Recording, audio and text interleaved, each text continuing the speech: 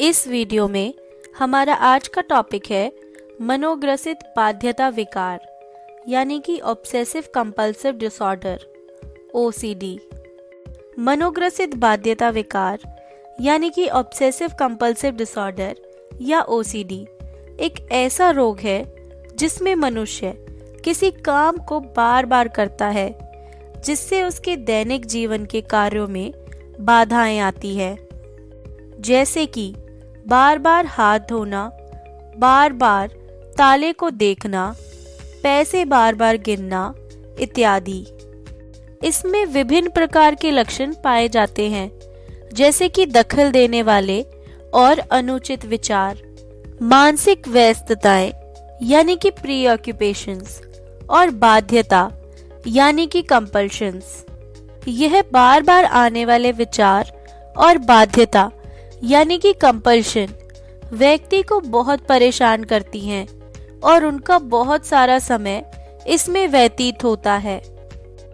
इस विकार से पीड़ित व्यक्ति कुछ समय के लिए भी ऐसे काम करने से अपने आप को रोक नहीं पाते। यह कार्य मनुष्य के दैनिक जीवन को इतने नकारात्मक रूप से प्रभावित करते हैं कि उसके दूसरे काम जैसे सामाजिक, व्यावसायिक व निजी जीवन के काम गहन रूप से बाधित होने लगते हैं। ऑब्सेशन ऐसे विचारों को कहा जाता है जो बार बार व्यक्ति के मन में आते हैं और दखल करते हैं। जहां ऑब्सेशन दिमाग में विचारों के रूप में आते हैं, वह कंपल्शन व्यवहारिक यानी व्यवहार में बार बार होते हैं। यह संभव है कि कंपल्शन के कार्य ऑब्सेशन से जुड़ी घबराहट या टेंशन को कम करने के लिए किए जाते हों, परंतु ऐसा करने से घबराहट कम नहीं होती बल्कि बढ़ भी जाती है। ऑब्सेशन और कंपल्शन की गतिविधियां व्यक्ति को बहुत समय ले लेती हैं और अधिक परेशानी का एहसास भी होता है। OCD के मरीज को ऑब्सेशन या कंपल्शन या दोनों हो सकते हैं। लक्षणों की पहचान भी इलाज करते समय ध्यान में रखी जाती है, क्योंकि OCD के लक्षण विभिन्न प्रकार से प्रत्येक व्यक्ति में प्रकट हो सकते हैं। सामान्य और असामान्य में एक रेखा का अंतर है। यहाँ ऑब्सेसिव कंपल्सिव की मात्रा ज्यादा मायने रखती है। आइए ऐसे ही कुछ जुनूनी यानी कि ऑब्सेसिव विचारों के बारे में जानते हैं। इनमें से पहला है शरीर की गंदगी या कीटाणुओं का डर।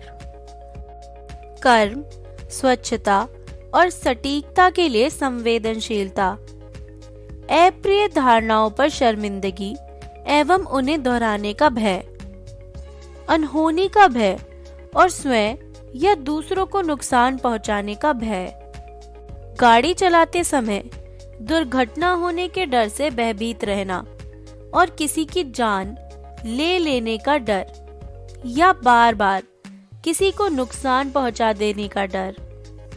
कुछ बाध्यकारी यानी कि कंपल्सिव व्यवहार, अधिकतम रूप से हाथ धोना, नहाना या बार बार सफाई करना, शारीरिक दुर्गंध छिपाने के लिए पदार्थों का अत्यधिक उपयोग करना, अधिक सफाई करना, सामान को जांचते रहना, बिल्कुल कर्म में ही वस्तुएं सजाना, बटन एवं जिप बार बार देखना, तालों या दरवाजों के बंद होने की कई बार जांच करना, कुछ गतिविधियों को बार बार दोहराना, संदेह करना और बार बार पैसे गिनना, रसोई घर में चूल्हा या दरवाजा बंद होने की बार बार जांच करना।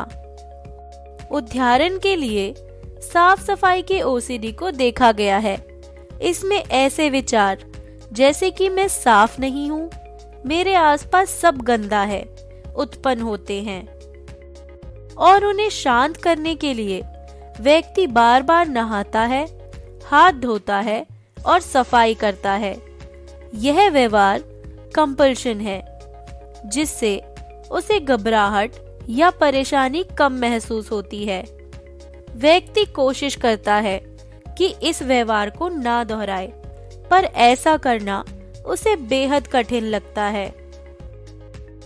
ये ऑब्सेशंस और कंपल्शंस व्यक्ति का काफी समय ले लेते हैं और जिससे उनके जीवन में और उनके साथ रहने वालों के जीवन में भी दखल होती है और इसी कारणवश परेशानी महसूस होती है।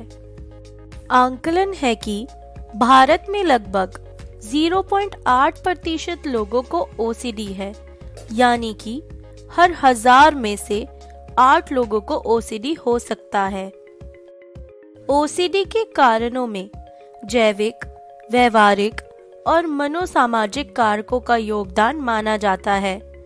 जैविक कारकों में आनुवांशिक फैक्टर्स और दिमाग के रसायन यानी कि न्यूरोट्रांसमीटर जैसे कारण पहचाने गए हैं।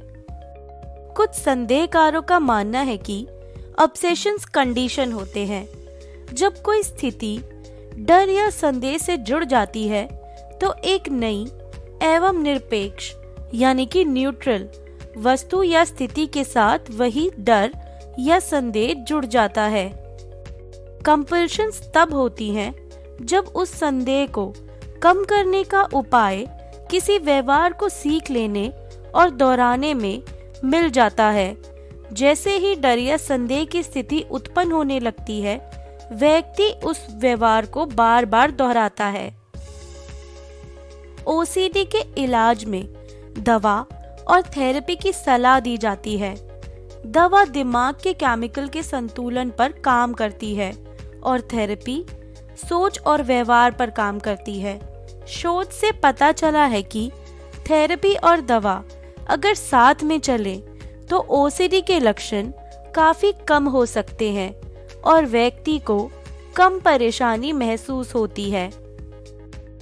परिवार के सहयोग की भी महत्वपूर्ण भूमिका होती है और कई बार परिवार के व्यवहार में बदलाव आने के लिए भी थेरेपी की सलाह दी जाती है। धन्यवाद।